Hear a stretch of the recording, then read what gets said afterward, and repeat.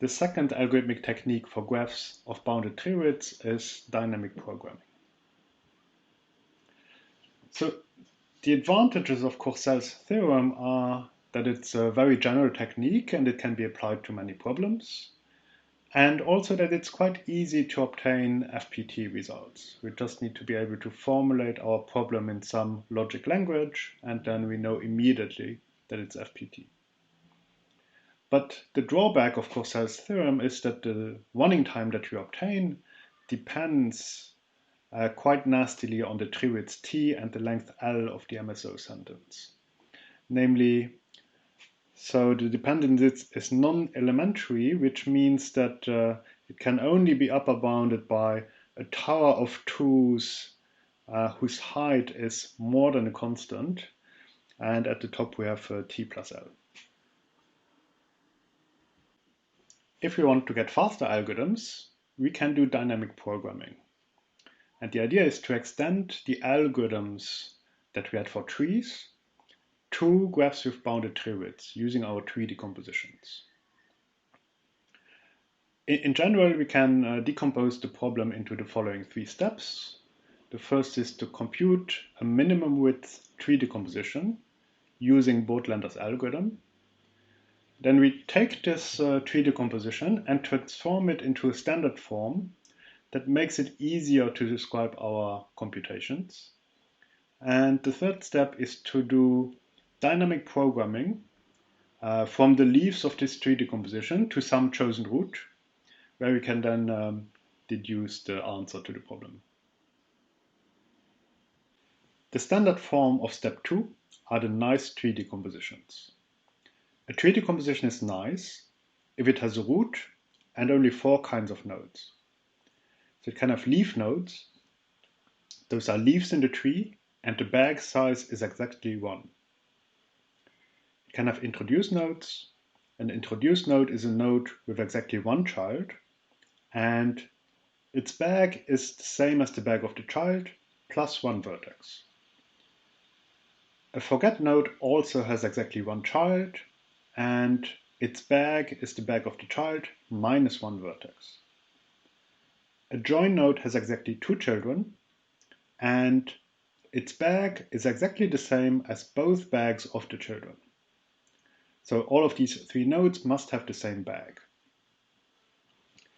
And it turns out that by result by Thom-Klocks, every tree decomposition of a graph can be transformed into a nice tree decomposition with the same width and not too many nodes. So the number of nodes is order of the width times the number of vertices of the graph. And this can be done in polynomial time. Let's look at an example. So let's say we have a cycle on 4 vertices, and I have a tree decomposition of this cycle. So maybe ABC and CDA. So this is a valid tree decomposition of this cycle, but it is not a nice tree decomposition. So in order to make it a nice tree decomposition, what can we do? So first of all, we have to choose a root, maybe this one. And now we have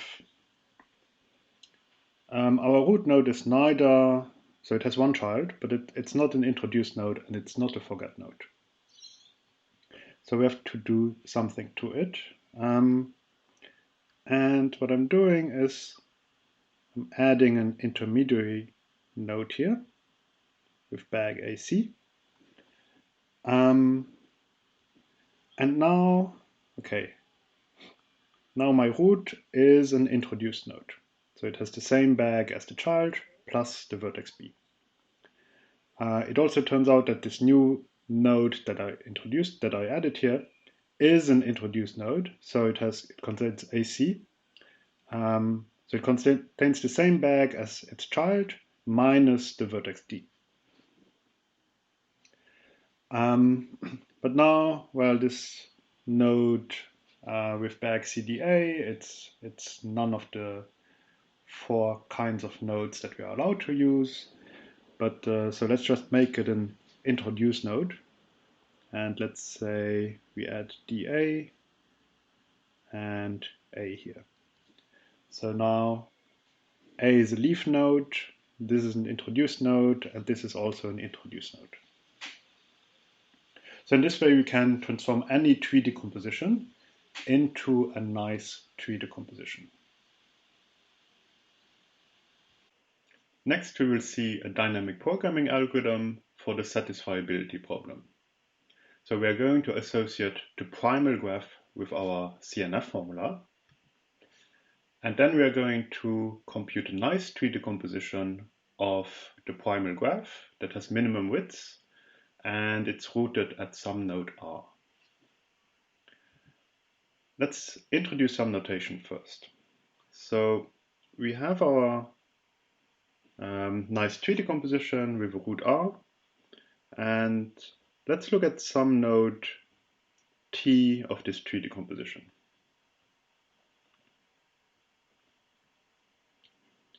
So I'm going to define the subtree of T that's rooted at the node small t. So this is the subtree rooted at T, namely it contains T and all the vertices that are below T in this tree decomposition. And now gamma down of T is, well, gamma usually stands for bags. So gamma down contains all the vertices that occur in bags in T sub T. So gamma down of T is the union of all of these bags of our subtree rooted at T. And then, so what's the formula f down? So this is a subformula of our CNF formula f that contains all the clauses and only the clauses that have variables only in gamma down of T. So if we have a clause that contains some variables that we have already seen here and some variables outside, then our subformula doesn't contain this clause. Because, well, we could still satisfy this clause later on when moving up the tree. So here we really only care about those clauses where we have already seen all the variables when we process our information from the leaves and we have reached this node T. So we only care about those clauses where we have already seen all the variables. And that's the clauses we want to satisfy. So when don't we satisfy such a clause? Well, if we have a clause C and a partial assignment to a subset of the variables, then we say that, well, this partial assignment falsifies the clause, and we write it as falsifies tau, which is our partial assignment, comma C, which is our clause. So this is 1 if tau sets each literal of the clause to 0 and 0 otherwise. So this is really only 1 if this partial assignment tau can never be extended to a satisfying assignment for C. And of course we know that we should discard such assignments because there's already one clause that is falsified. Okay, so what does our DP algorithm compute? Well, it computes all of these values here. Set t comma tau. So what is this? So t is a node in our tree decomposition, and tau is an assignment to all of the variables that occur in the bag of t. So variables and vertices can be used interchangeably here because every variable corresponds to exactly one vertex. So we need to assign all the variables that occur in this bag, and then our DP algorithm will compute all of these values here. So for every node T in our tree decomposition and for every partial assignment to all of the variables that occur in this bag. We compute this value, and this is 1 if tau can be extended to a satisfying assignment of f down and 0 otherwise. Okay, so we're going to look at all the assignments to variables in this bag. But we're going to try and satisfy the formula that is induced by all the variables that occur in the bags of the subtree. So we're going to not look at all the assignments of gamma down, but we're only looking at assignments of gamma of t. So only assignments of this bag, but we are going to remember with this partial assignment, can we extend it to a partial assignment to all of gamma down, such that this formula f down is satisfied. So similar as in our dynamic programming for trees, we are going to summarize all the information that we need and only in this bag.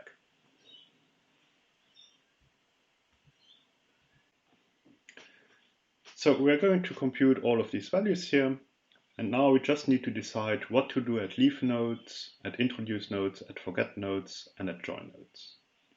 So we'll start with leave nodes. So we have a leaf t, whose bag contains exactly one vertex or variable. It's connected somehow to the rest of the tree decomposition. So we need to check for any assignment to this single variable x here, whether the assignment can be extended to a satisfying assignment of f down of t. So f down of t can only contain clauses that contain only the variable x.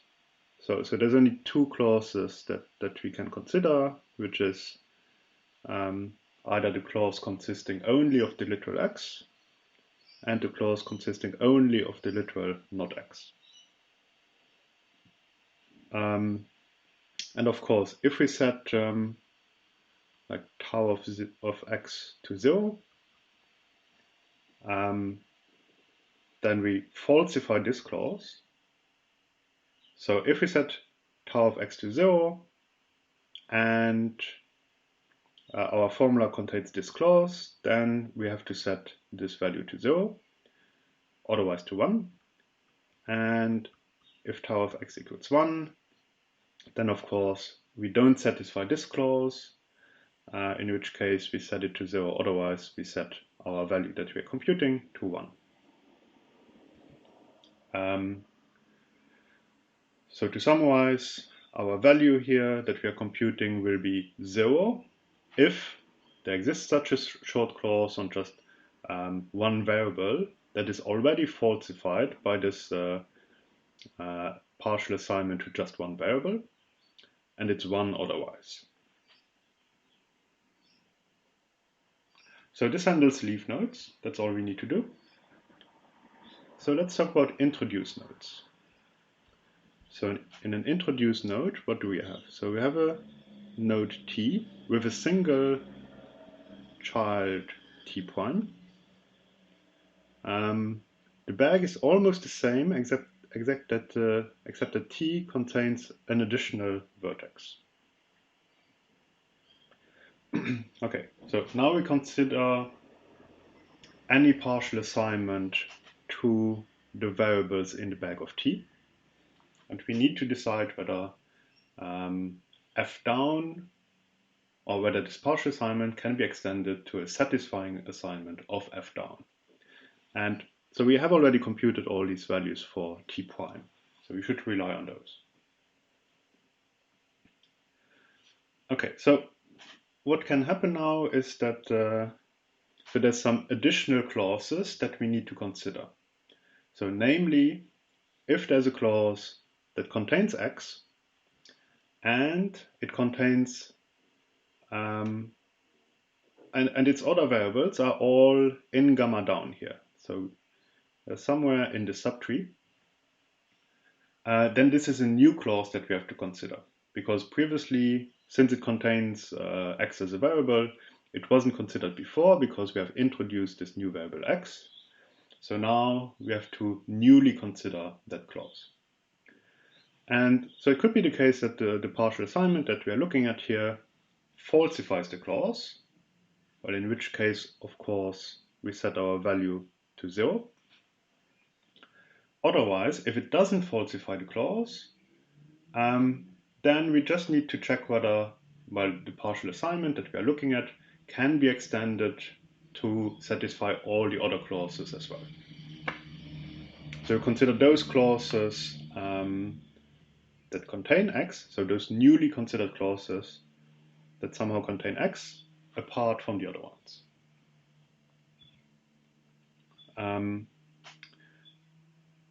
So our partial assignment here can be extended to a satisfying assignment of f down if, well, all the old clauses can still be satisfied. And so we looked up at the child. So at the child, we restrict the partial assignment by, well, disregarding the assignment for x. So we restrict our partial assignment to only the variables that occur in the bag of t prime. Okay, so we look up this value for all the other clauses, and now for the new clauses that we have to consider. So it shouldn't be the case that there exists a clause in f that is falsified by this partial assignment. So this also considers some old clauses potentially, but in any case, if we falsify a clause, then we cannot extend this partial assignment to a satisfying assignment. Okay, so that's it already for introduce nodes. So let's talk about forget nodes. So now we have a node t with exactly one child t prime, and now the child contains one variable more than t.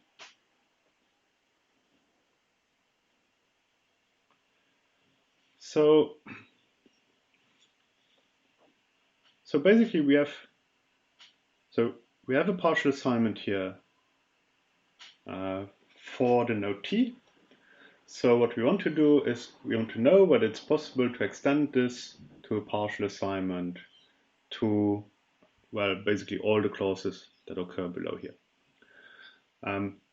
But there's no new clauses that we have to consider because we are not introducing any new variables. So the clauses that we have to consider at t are the same as the clauses that we have to consider at t prime.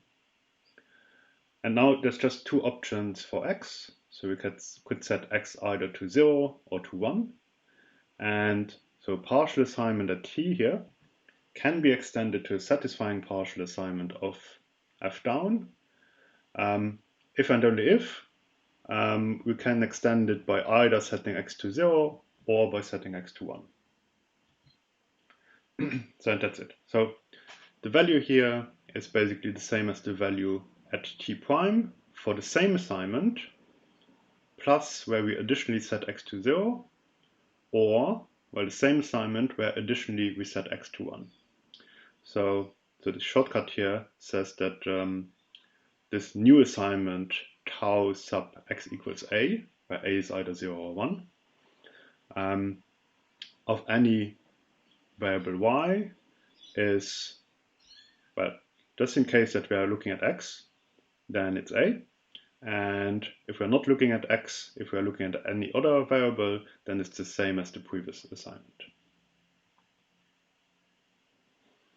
Okay, so that's it for get nodes. And now let's look at join nodes. So we have a join node t, two children, t1 and t2. And their bags are the same. So now we want to know whether, well, an assignment for t here can be extended to a satisfying assignment of f down of t. So we have to satisfy all the clauses that occur down here below t1 and all the clauses that occur below t2. So we just need to make sure that everything can be satisfied, and so this is the one thing that we have to compute. We have to just compute the AND between the two children for the same assignment. Okay, so that finishes off the computation at each node. So finally, to decide whether f is satisfiable, we can just look this up at the root node. So now we have computed everything from the children up towards the root. And now, if at the root we can find some partial assignment that can be extended to a partial assignment of f down of the root, which is just the same as f, then we know that the formula is satisfiable. So in the end, if at least one of these partial assignments to the root node gets us the value 1, then the formula is satisfiable. So what's the running time of this algorithm?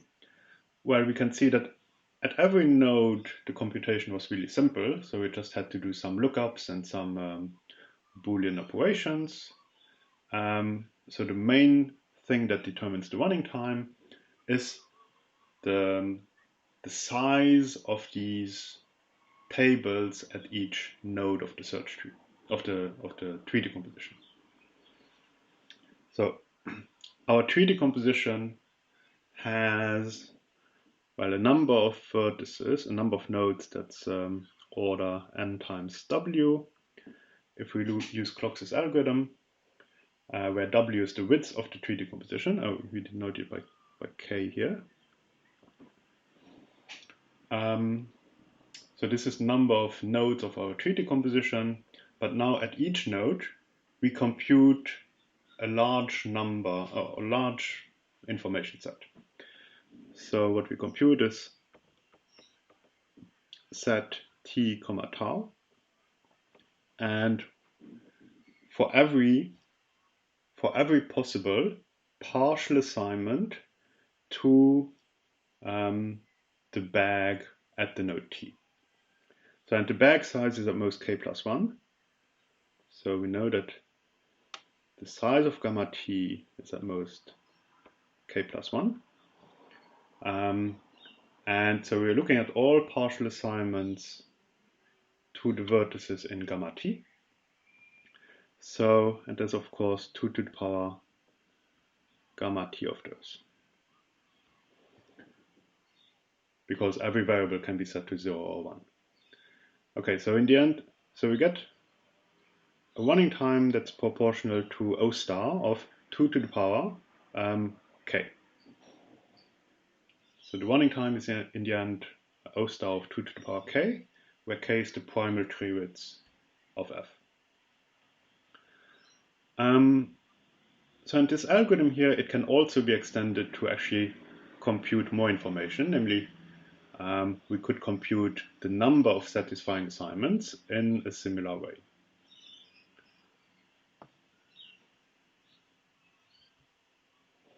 Okay, so what's known for the other tree width measures, so the dual tree width and the incidence tree width?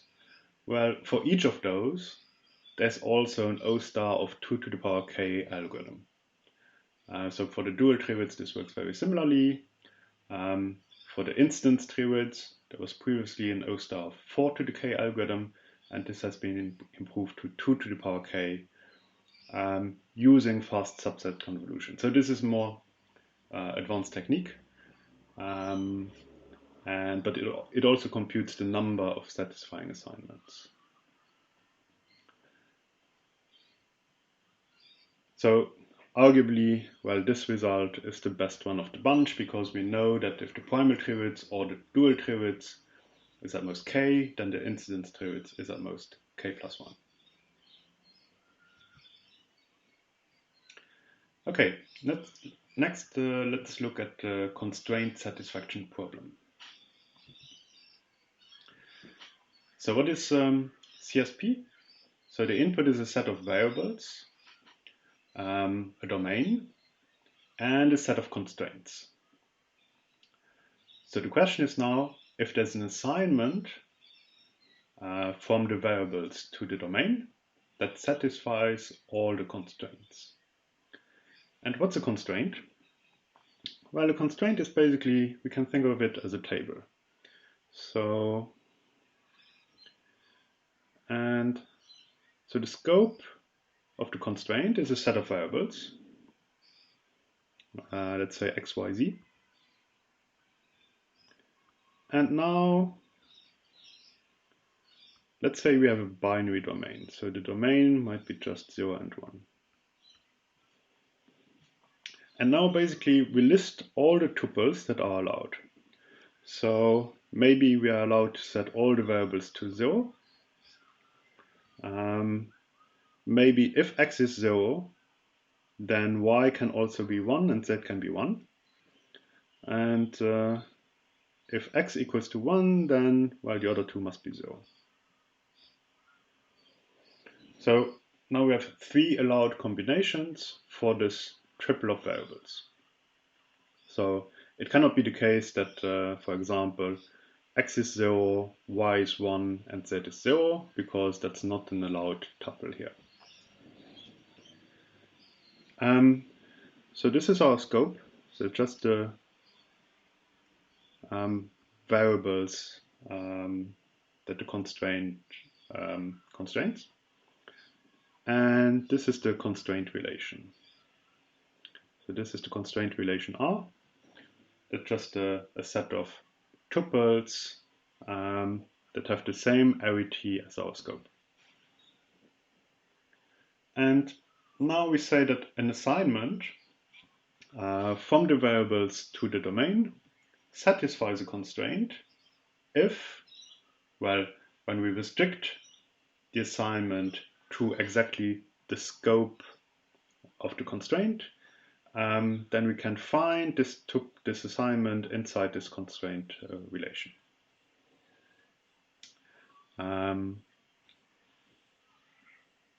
So it must be the case that there exists a tuple in the constraint relation such that the assignment sets the corresponding variable to the corresponding value.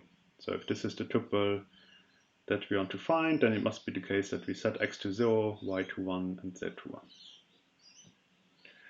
Okay, and this must be the case. Now, an assignment satisfies the CSP instance if all the constraints are satisfied by this assignment.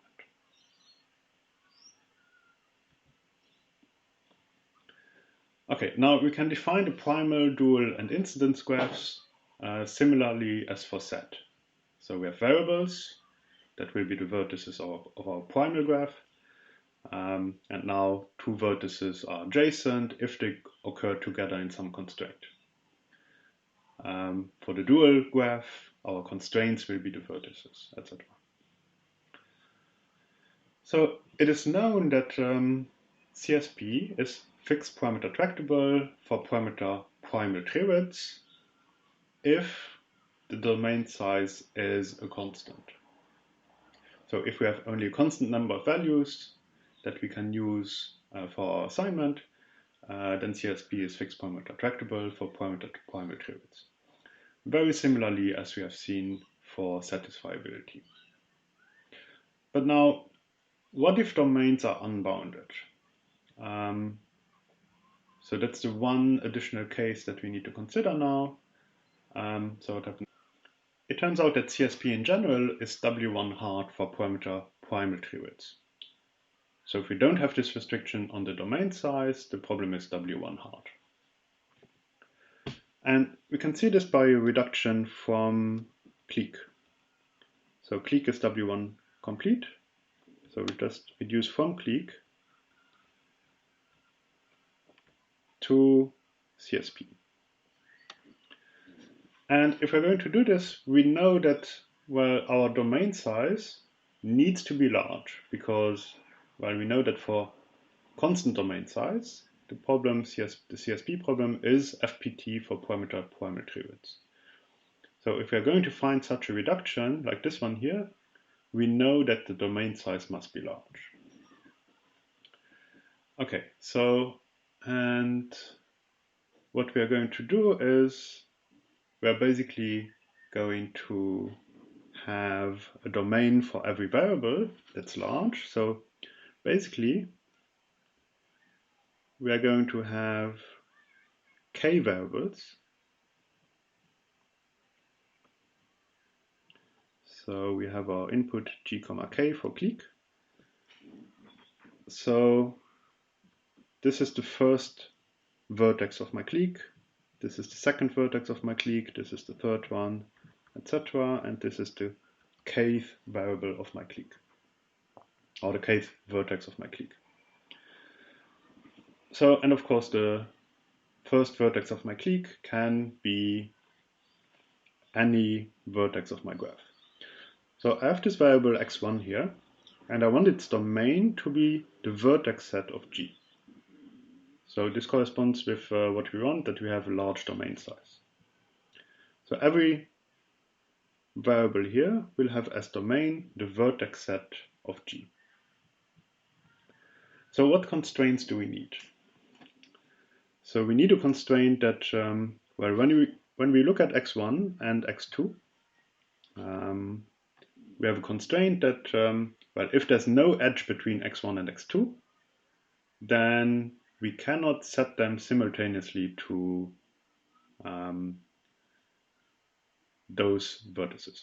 So if we have a vertex here, maybe that's v and w, and there is an edge, then we are allowed to set x1 to v and x2 to w, but otherwise we are not allowed to do this.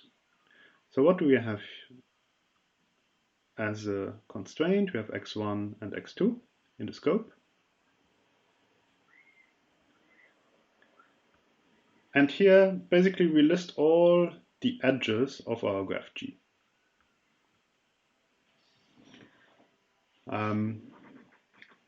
And we list them in both directions. So if VW is an edge, then we are also allowed to set x1 to W and x2 to V.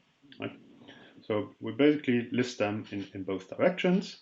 And whenever we don't have an edge, we don't list them.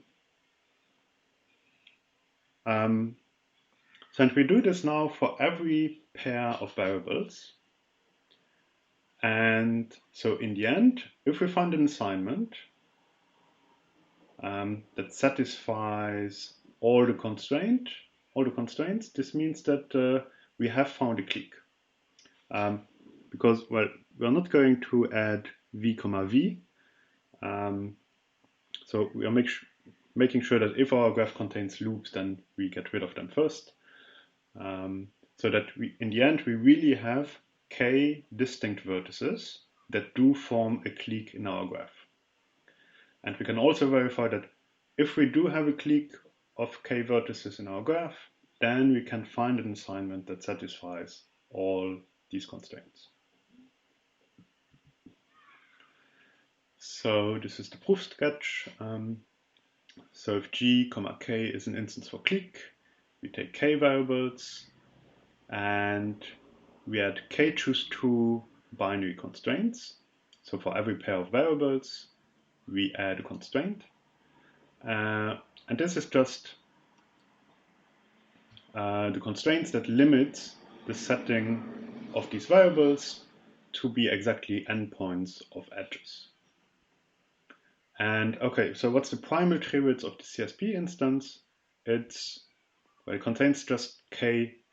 So the CSP instance contains k vertices, and it will be a huge clique on k vertices. But since there's only k vertices, now the tree width is k minus 1.